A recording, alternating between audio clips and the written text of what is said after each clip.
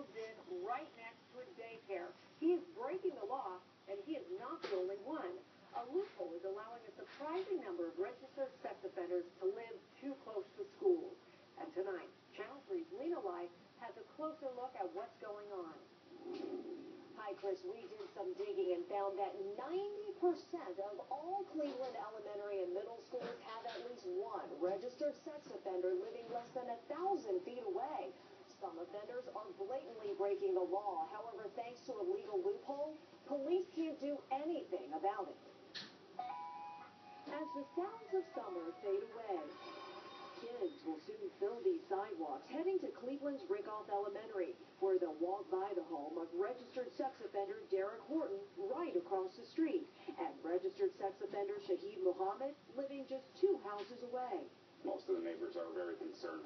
We all have young kids here. Meanwhile, in Columbia Station, the newest resident on Fremont Drive is not welcome here. He was a convicted sex offender, and he's living directly next to a daycare. Joe LaPinta, convicted of unlawful sexual conduct with a minor, now living right behind a daycare, a violation of the law. I'm not a bad guy, you know. He just keeps slipping through the system, and now he's living right here next to us. He's slipping through a loophole in the law that bans sex offenders from living within 1,000 feet of a school or daycare, and there's not a thing sheriff's deputies can do about it. So your hands are tied? Sure, it's not a criminal matter. That's because the Ohio legislature made enforcement of the law up to civil courts.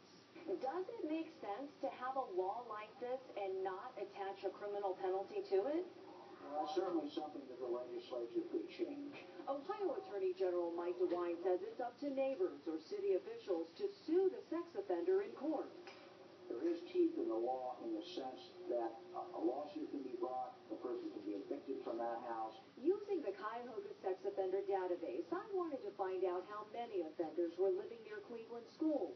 Out of 70 pre-K through 8 schools, 63 had at least one registered sex offender living within 1,000 feet. Most committed their crimes before the ban took effect. However, 28 sex offenders are clearly living in violation of the law. One of them? I haven't heard anything from the court order or the sheriff department or anything. So nobody's ever told you that you couldn't live this close to a school? Rodimus Gonzalez, convicted of sexually assaulting a girl under the age of 13, now living near Orchard Halley Elementary. There's a difference from being on the exact block or being around the corner. So how close is his house from the school? From the school's property line to his side of the street is about 179 feet, well within the 1,000-foot rule. Oh, heck no. All of it news to parents. This is the guy who lives across the street from you. Wow. Whether in the city or the suburbs, it's up to citizens to fill the loophole with awareness by using your sheriff's sex offender website. Whether it's for your neighborhood, buying a house situation, all the way down to dating or a new neighbor. Or perhaps an old neighbor whom you never really knew.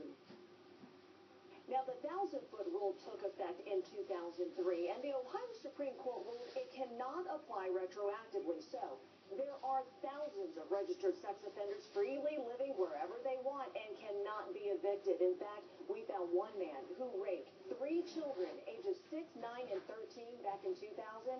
He's now living 2 doors down from Clement Boys Academy in Cleveland. Chris, back to you. Disturbing but important information for parents to know.